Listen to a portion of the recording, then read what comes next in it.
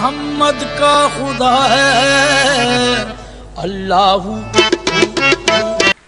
بہت سے لوگ کہتے ہیں کہ گور شاہی نے نبوت کا اعلان کر دیا، بلکہ اسی بنا پر ٹنڈوالن پولیس نے ایک مولوی کی درخواست پر 295(1) کا چالان دہشت گردی کی علازت میں پیش کیا ہوا ہے، جبکہ ان کے پاس تحریراً یا تقریراً کوئی بھی ثبوت نہیں۔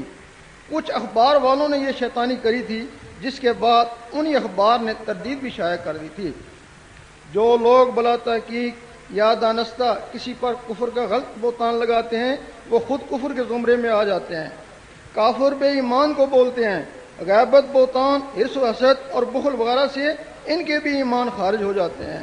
زندگی میں کی ہوئی نیکیاں چھن جاتی ہیں، جس کی انہیں بھی خبر نہیں ہوتی، اور آخر میں سب نیکیاں برباد کر کے شیطان کی طرح لعنتی ہو جاتے ہیں۔ ایک واقعہ ہے، باز یزید بستامی کو پتہ چلا کہ ایک عالم ان کی برائی کر رہا ہے۔ آپ نے اس کا کچھ وظیفہ مقرر کر دیا، وہ وظیفہ بھی لیتا رہا اور آپ کی برائی بھی کرتا رہا۔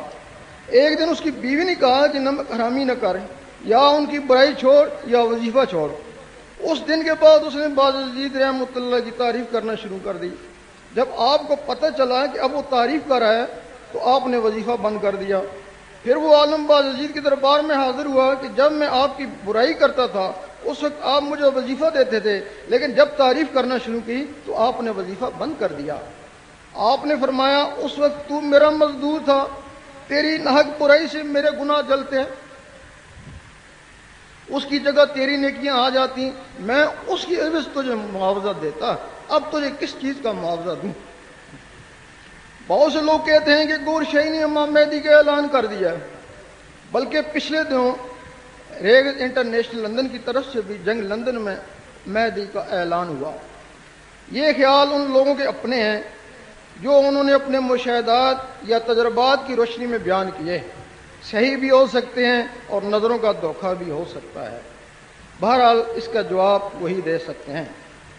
میں نے خود کو کبھی امام مہدی نہیں سمجھا، نہ ہی کبھی ایسا اعلان کیا ہے، بلکہ لوگوں کو امام مہدی کی نشانیاں بتاتا رہتا ہوں کہ جس طرح حضور پاک کی پشت پر کلمے کے ساتھ مہر نبوت تھی، اسی طرح امام مہدی کی پشت پر کلمے کے ساتھ مہر مہدیت ہوگی۔